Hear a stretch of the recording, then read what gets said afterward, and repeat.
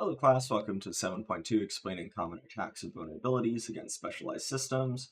Uh, these are going to be, again, hopefully recognizable attacks from previous sections. There's a few that are, specifically cloud, but hopefully these terminologies are starting to become more and more common to you, and you can see how, a similar attack vector is used against a network, it's used against a cloud, or it's used against an application, right? So let's go and jump into it. So in this section, we'll learn about a variety of attacks against mobile devices, Internet of Things devices, and data storage vulnerabilities. So containers, VMs, etc. As I mentioned, IoT are often very specialized. Containers can often be considered specialized. VMs can be tailored to the application or to run multiple instances of an application. So that's what it kind of means by specialized systems, right? So mobile devices, you can reverse engineer it, which pretty much you figure out how it works, rebuild it from its responses, and then go after the underlying architecture. Sandbox analysis, so you can often, this is kind of what I was talking about earlier, is escaping. So every application is locked into a sandbox. It has its resources, it has its data, and it can't see other apps. However, there are ways that the underlying architecture can detect between apps. That's why some apps you'll now see, thanks to some privacy laws, say ask app not to track across other apps. There are channels, there are avenues for apps to go and talk to each other. So iOS in particular does a really good job keeping everything pretty much locked in their own boxes. Android has more flexibility, which leads to some really great apps, a lot of good, functionality, open source stuff, but also leads to a lot more problems, right? So kind of depends what you want. So spamming SMS attacks can be some of the most common attacks against mobile users. Again, you'll see these today. I think the most popular one, there was actually a news story about it, which was interesting to see our world kind of go on mainstream media, because typically it's just the really big hacks. There's one about the UPS, your package failed to be delivered thing. Apparently that's, sweeping the nation as the newest way to get people who do not know about spamming or phishing, smishing, I guess this would be in particular. Like, hey, don't click these random links. That isn't UPS texting you. That's someone trying to get you to give them your address, your name, and everything about you, right? Okay, so some of the most prevalent vulnerabilities: insecure storage. Again, mobile app developers do insecure API storage. This is more Android. Passcode vulnerabilities, biometric integrations. Integrations aren't that easily crackable, but if you know the story in China, when iPhone was first doing their Face ID stuff, there were quite a few individuals who could open each other's phones because it was close enough Face ID. Apple has since patched that, and the Face ID is a lot more strict now, but that's kind of what it's talking about with, improper integration there. Certificate pinning, the idea is to force the mobile app to store the server cert and establish connections only to the trusted known server. So this is, again, they try to pin their, whatever server that they actually control. So rather than having a CA that's trusted say, hey, this website's insecure, it's like, no, look at my server that I have pinned, look at that one. And then, of course, it's going to say, oh, yeah, this server is great, even though it's also hosted by the same malicious person. Using known vulnerable components. Again, these happen more with Android devices or devices running OSs that are not proprietary. That's, again, why you should always update your iPhones, because their proprietary OS allows them to lock a lot of these things down more, which, again, keeps you from being able to play with your phone more, but the average user doesn't need to do that. Execution of activities using root and overreach permissions. So app developers should not be giving, whatever is running the app, whatever is fetching the data, whatever, service account you want to call it, that's doing that.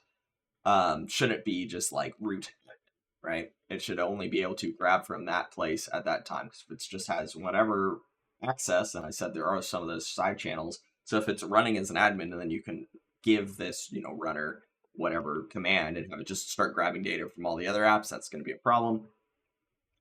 And then, yeah, obviously, business logic vulnerabilities. You might have heard I forget what it was. Was a Cash App? One of them was allowing you to send money and overtake money. So it's a legitimate use of their sending and receiving money. Problem is they'd send themselves $50,000 in the bank and withdraw it, and then be like, "Oh, look, my Cash App can't take the money." Well, obviously it could, and a lot of those people got in a ton of trouble and faced legal repercussions.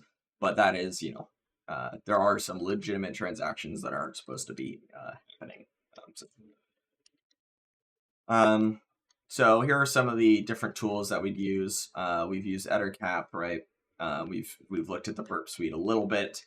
There's the SDK tools for Android. Those are really great. The variety of open source stuff you can find on Android. It's great. We'll talk about some of these in Module 10, but you've already used a few.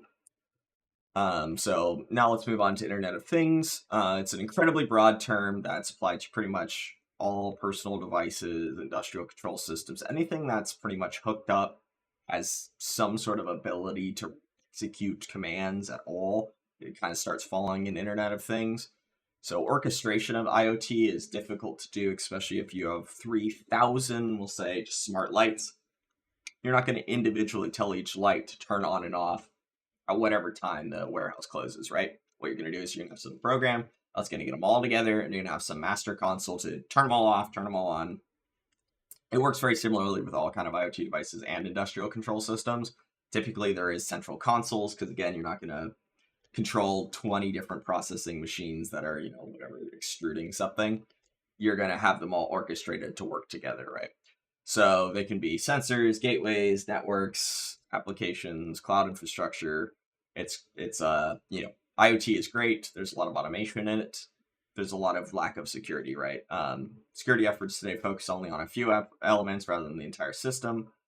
It should be complete end-to-end infrastructure, all secure, right? We can't just have the actual device secure, but its connections or whatever way it talks to people, right? The transport of data to be insecure, right? You got to be secure from start to finish.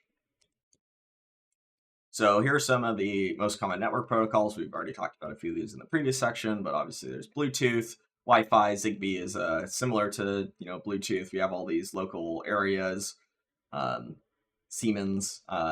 So a lot of different ways to communicate via IoT.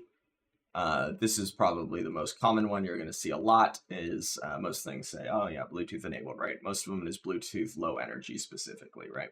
So pair, short-term key, and then the transport key. So you can read about this a little more. We already talked about this some of the network. But the point being is that you can scan these, get them to talk to you, get them to hand you the keys. The actual transmission of these keys is not encrypted, so if they're close enough, they can do a man-in-the-middle attack and retrieve the keys. They can, pretend they're a Bluetooth device. You can see that often, the on-path attacks, right? So some special considerations, they're fragile. They have very limited computing resources. If you load them up with all the security stuff we have on typical servers, even just running a simple encryption algorithm, they could blow up, or just kind of get into an error state and need to be rebooted. Again, you can DOS attack them. A lot of them get turned into the bot nets that are used in DOS attacks, or DDoS attacks would be.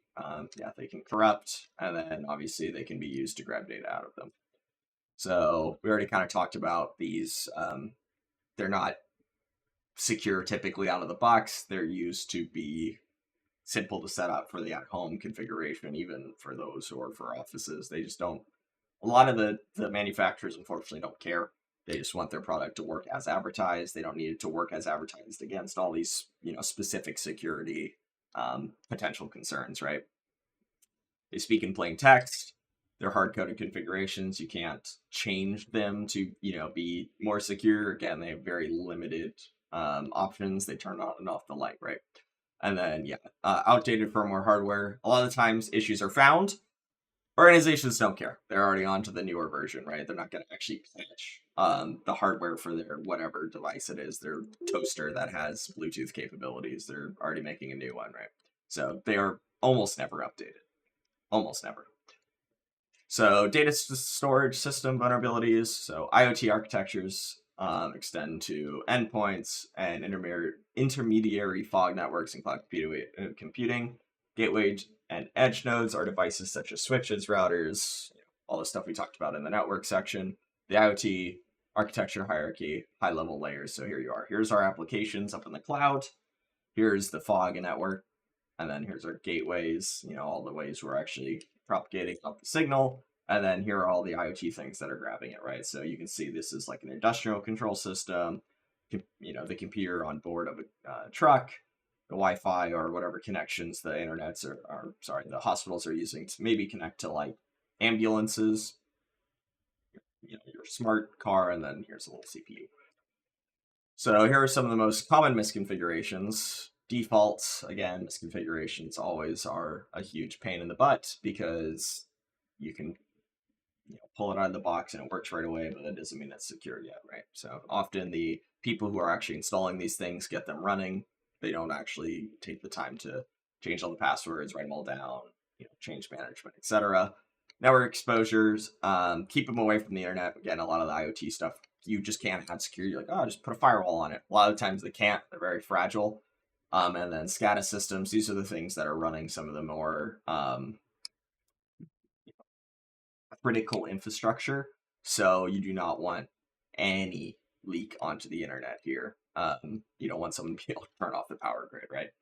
So lack of user input sanitation, this is going to result in those, injection attacks or DOS, right? Or these arbitrary code executions, underlying vulnerabilities, and error messages and debug handling.